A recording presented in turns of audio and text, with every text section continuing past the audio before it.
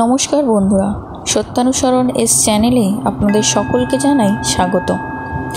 বন্ধুরা, আজকে যে বিষয়টা নিয়ে আলোচনা করব সেটি খুবই গুরুত্বপূর্ণ একটি বিষয়।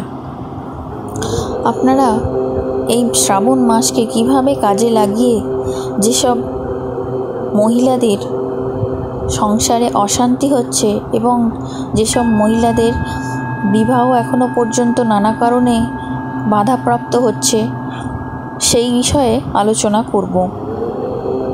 তার আগে বলি বন্ধুরা, ভিডিওটি ভালো লাগলে লাইক, শেয়ার, কমেন্ট করতে ভুলবেন না।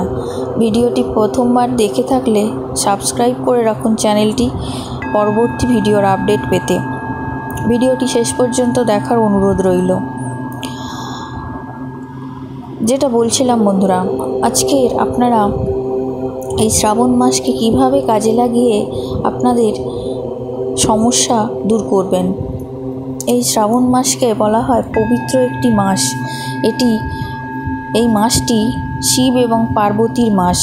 মনে করা হয় এই শ্রাবণ মাসে শিব এবং পার্বতী মর্তলোকে নেমে আসেন এবং যারা তাদের প্রকৃত ভক্ত এবং তাদেরকে ভক্তি ভরে পূজা অর্চনা করেন তাদের মনস্কামনা তারা পূরণ করে থাকেন। তাই এই মাসে আপনারা অবশ্যই এই কাজটি অবশ্যই করবেন।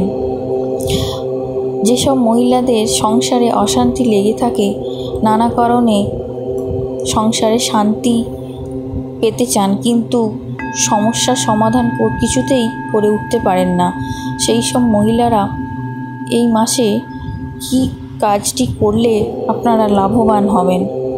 অবশ্যই বন্ধুরা, এই শ্রাবণ মাসের আপনারা সমস্ত মহিলারা প্রত্যেক সোমবার করে অবশ্যই বাবা ভোলানাথের পূজা অর্চনা করবেন। আপনারা সকাল সকাল ঘুম থেকে উঠবেন এবং ঘর পরিষ্কার করে স্নান সেরে আপনারা বাবা ভোলানাথের পূজা অর্চনা করবেন এবং অবশ্যই ভোলানাথকে বেলপাতা, ফুল, ধূপ, ধুনো দিয়ে ভালো করে আপনাদের মনস্কামনা জানিয়ে ভক্তি ভরে পূজা অর্চনা করবেন। এছাড়াও আপনারা যে কাজগুলি করবেন সেগুলি হলো, এই মাসে আপনারা অবশ্যই নিরামিষ আহার গ্রহণ করবেন। কখনোই কোনো জীবের হত্যা করবেন না। এই মাসে নিরামিষ আহার গ্রহণ করাই সবথেকে উচিত।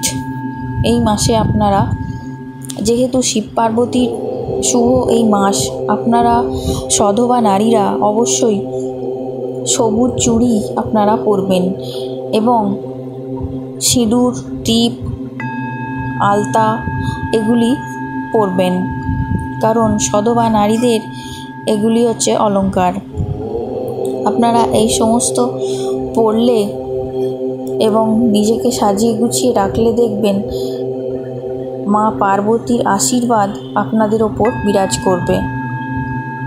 এরপর বলি, আপনারা যারা যেসব মেয়েদের বিয়ে নিয়ে সমস্যা হচ্ছে, যারা বিভিন্নভাবে হয়তো তাদের সব কিছু ঠিক হয়ে যাওয়ার পরেও কোনো কারণে বিবাহ বাধা পড়ছে, তারা কি করবেন?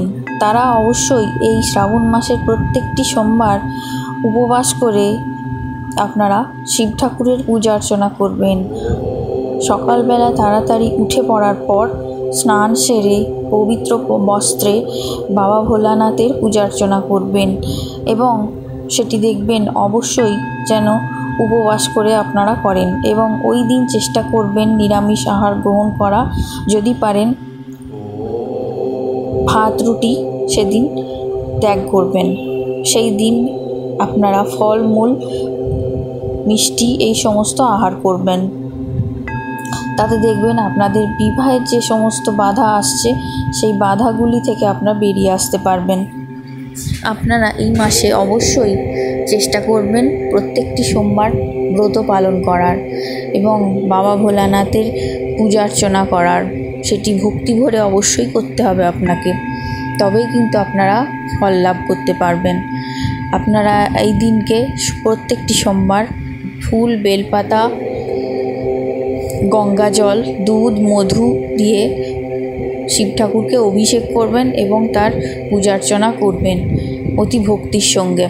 তাহলে দেখবেন শিব ঠাকুর নিশ্চয়ই আপনার সমস্ত যে বাধা বিপত্তি আপনারা আসছে আপনাদের বিবাহের ক্ষেত্রে, সেই সমস্ত ক্ষেত্রে আপনাদের বিপদ থেকে